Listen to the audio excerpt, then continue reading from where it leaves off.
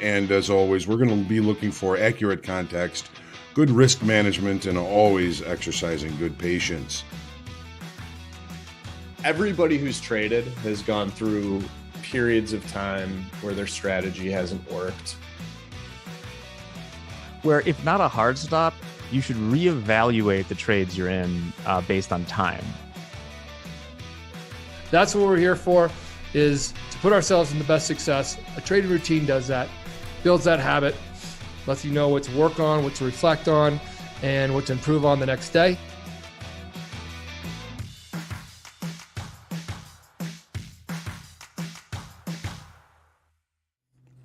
Good morning, my futures family. Welcome to the market forecast for Friday, September the 23rd, 2022. I'm John Hogan. Thanks for trusting with your time.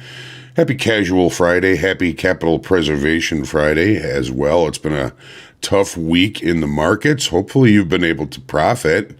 And if you have, make sure you preserve that profit today.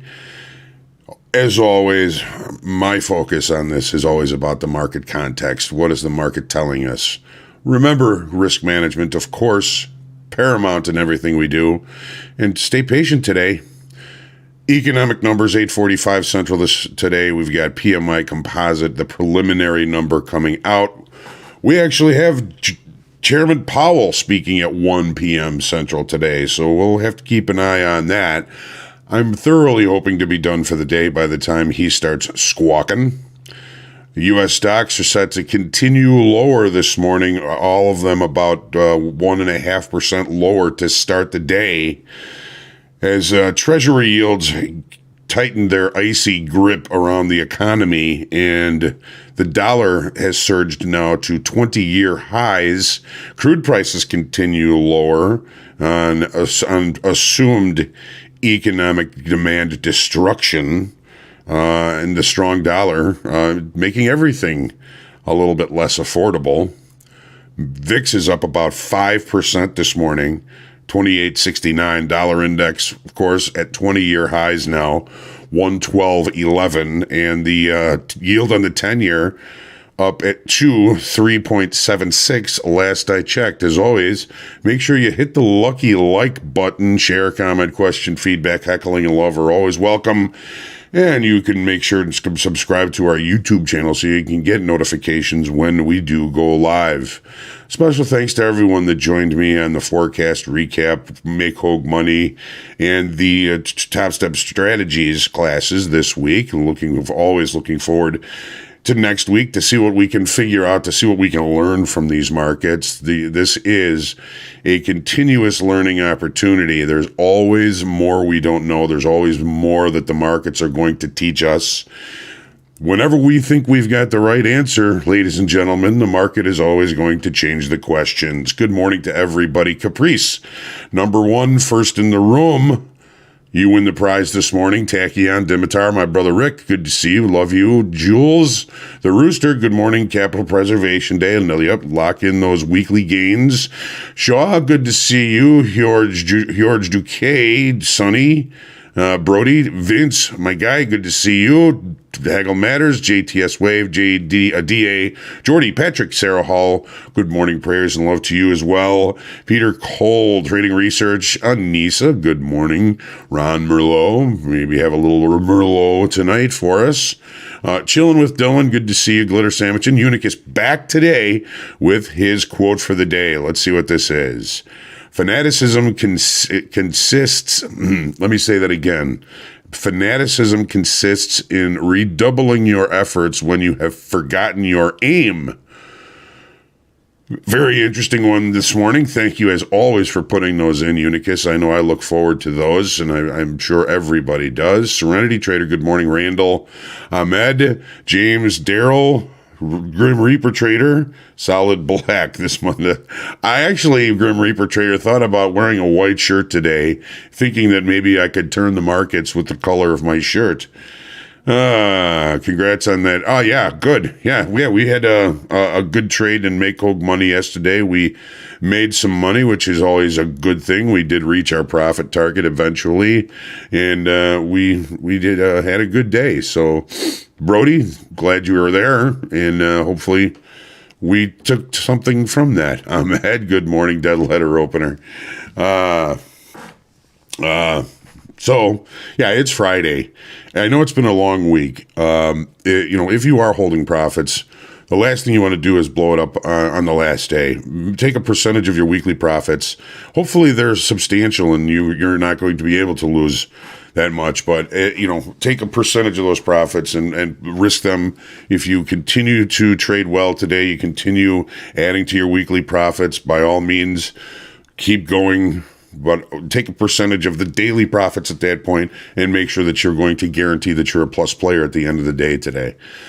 Fridays, always looking to make some profits early and then call it a day. That's been my MO for years. We used to say in the pit, anybody that was still in the pit at 2 o'clock on Friday was down money. So we don't want that for any of you, of course. So we've got some tough things going on in the markets. We're going to jump into the charts relatively quickly here so we can get our heads together before the equities open, of course. Let's start here with the daily and the S&Ps. Let me get things set up for us, and let's take a look. Good morning, Terry. So we've got some serious continuation to deal with here in the S&Ps. We added 11,000 new contracts yesterday, estimated. We had a higher volume, so the higher volume, higher open interest has us continuing this move to the downside. The auction to the downside seems to have new life and new business, and we aren't going to fight that. I do always want to kind of remind everybody, it's Friday. Okay, we started the week here. We are here. We should put the little arrow. You are here. That's a pretty substantial price move. There's always the possibility of the face rip and rally against the bigger time frame move to the downside, especially on a Friday, if we get some bigger players that want to take some profits off the table.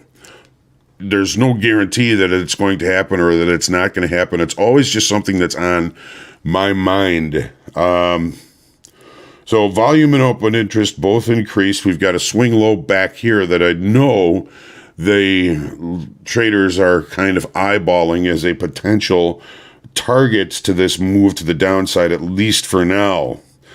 36.57 is that level. Now, this gray line right here is a previous weekly kickoff level that I left on here because of something. I don't really remember what it was, but right now it is holding our overnight low. So if I left it on there, it means something. It may not do anything for us. At the very least, it can help us limit risk.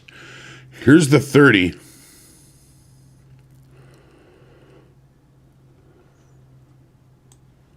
We don't want to do that. Hang on. Here's the 30. So the late spike yesterday, opening below the late spike, had us continuing to try and press to the downside. We actually ended up with a bit of a delta divergence yesterday. In other words, delta was higher and price was lower. And an increase in open interest. That's something that tells me that longer time frame traders adjusted inventories yesterday to the short side and ended up getting the shorter time frame traders yesterday too long, and at the end of the day, all of those traders kind of capitulated. Instead of creating a late spike, they decided they were going to get out of those longs here at the end of the day, but weren't able to create another late spike.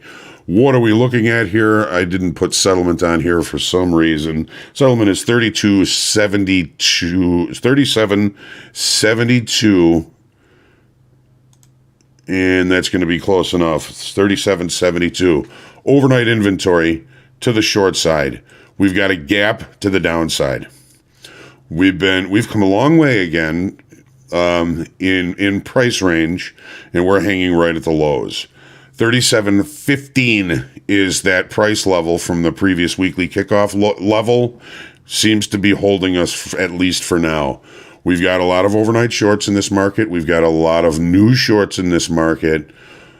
if we can't close the gap, there's only one thing to do. It's either going to, well, two things. It's either going to range or it's going to continue to the downside. It's going to be a challenging day today because we're out of range, we're out of balance. The best trade location may happen early in the day, but you don't want to get chopped up.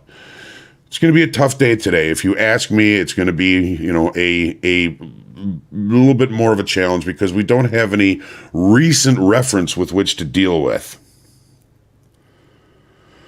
So I'm going with gap rules. Opening range trade may be something interesting because we are out of range and out of balance. Maybe we get a pullback towards the gap close. If we can't close the gap again, we're looking to trade in the direction of the gap. All of these markets, well, almost all of them, have gaps this morning. Take a look at crude oil. We also have a gap in crude oil. Now, we had a kind of a decision-making day yesterday. We added 6,000 in open interest on lower volume. Now we've got a technical and a fundamental breakout lower. Downside structure remains intact. Open interest again higher yesterday. Volume a little bit off, but that's all right. Here's the 30. I missed putting settlement on this too. What am I doing? Settlement 83.49. That's going to have to do for now. All out of overnight shorts. Again, we've got a gap. We've got a breakout below an important inflection level. So what are we looking at? We're looking for continuation. We've faded the extremes of balance. Now we're outside. We're looking for continuation. This market could easily come back and test back to weekly kickoff low before continuing to the downside, especially with the amount of overnight shorts and short time frame that we've got in this move. So we're looking for acceptance of lower pricing through time and volume. We're looking for some momentum to the downside, and again, without any real close reference to deal with and opening out of range and out of balance, it's going to be a challenging first hour of trade today. Be patient. And at the same time, be ready. If you see something that you can manage the risk on, you go for it. NASDAQ, very similar to the S&P's volume and open interest. Both increased on the move to the downside yesterday. The auction to the downside appears to be healthy. The most recent swing low is right here. That's 11,135. The auction appears to be healthy. We've come a long way. Same kind of caveat fits the NASDAQ as well. If we get into a situation where we see some short covering, some profit taking on some of those shorts, we could see a rip back to the upside. It's always just in the back of my mind. It doesn't mean it's going to happen. It happens probably less than more, but it's always something on my mind when it comes to the trading on Friday, especially as far as we've come, as short as our overnight inventory is. We've got a gap. If we can't close the gap, we're looking to go in the direction of the gap. This market is showing us and continuing to show us that there's weakness in it, and we need to sell strength. So we're going to try and find that strength at some point today. It's going to be tough.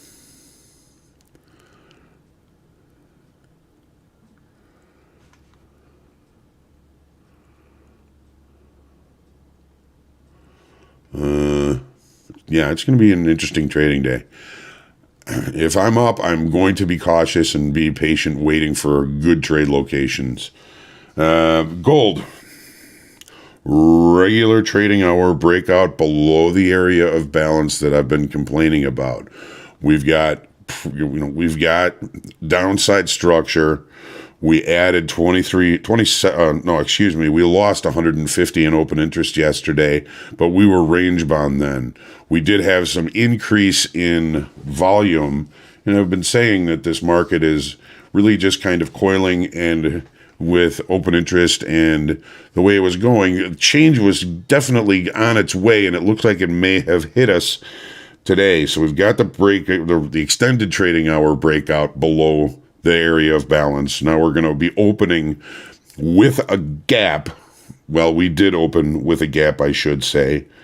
So we're going with breakout rules. You know, balance, we fade extremes. Breakouts that show acceptance, we go with. So we are looking to the short side. Okay, here's the area of balance that we set up yesterday. Well, we've been setting up for a few days. We've broken out below it. There's a lot of overnight shorts in this market. A move back towards the gap close is entirely possible, but you know, if we get the chance near the low end of the area of balance that we've just broken out of last night, it's an interesting spot. I bet you there's some fish up here somewhere if we get the chance to see them. We're still in gap rules. Got to keep your eye on the dollar. Eye on the dollar. And for the 10-year, such an organized directional move to the downside, accelerating yesterday, adding 44,000 in open interest on some of the highest volume we've seen since the rollover. So the auction to the downside certainly appears to be intact. We've got 11200, okay, 112 even as the next potential weekly kickoff low.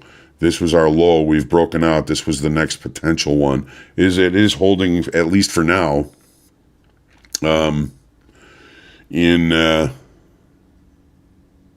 as support. So volume and open interest healthy to the downside. It's not like the auction is suffering to the downside, at least not yesterday.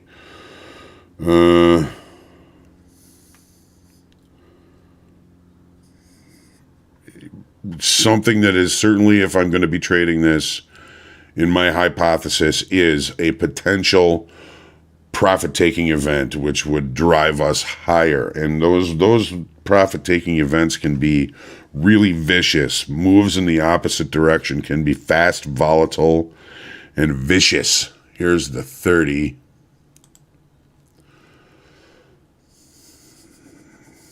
Overnight shorts already reconciled. Gap closed. We going to find resistance here, or are we going to now accept value from yesterday? Value area special situation play is quite possible. Is it worth it is really the question. Value is very narrow from yesterday. The value area special situation play says that when we open outside of range and value, upon acceptance back inside yesterday's area of value, there's a high probability that price could move to the opposite extreme of value at some point during that session. We do not have signs of any acceptance of yesterday's value just yet. Just yet. We used to say that we needed 2 30-minute bars to close back inside the previous day's value to mark acceptance of it. Sometimes it works, sometimes not. Nothing works every time here, ladies and gentlemen. I've still got this on the October contract for natural gas. We should move it to November, but there is a 10-cent premium in November to the October. So it's not that big a deal. We do have a breakout below our neckline. We have a breakout below weekly kickoff low. We lost 8,600 in open interest yesterday on that move, but remember, it's in rollover. We're going to see some continuation. If you remember, we were looking at this as a head and shoulders. We were trying to break out below the neckline. The neckline was actually very close to the weekly kickoff low here. We broke out of it yesterday, and we're seeing some continuation. The eventual target for the head and shoulders is if you measure the neckline to the head and then the neckline that same distance puts us all the way down here near these lows from back in July. Technically, it could happen. Fundamentally, we'll have to wait and see. It's already starting to get a little bit cold. We have to see what happens there. Alrighty.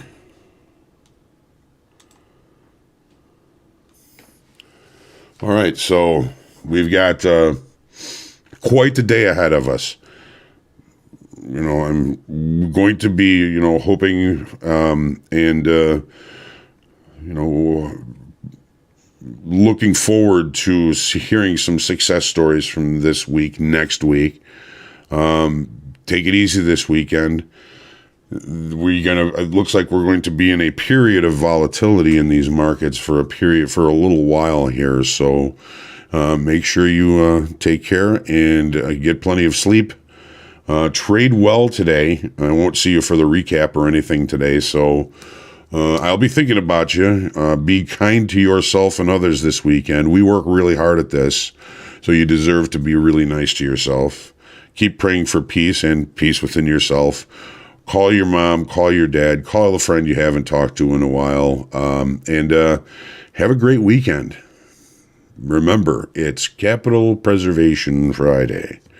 Have a great weekend, and I'll see you Monday morning, 7:45 for the market forecast, starting a whole new week. Trade well, everyone.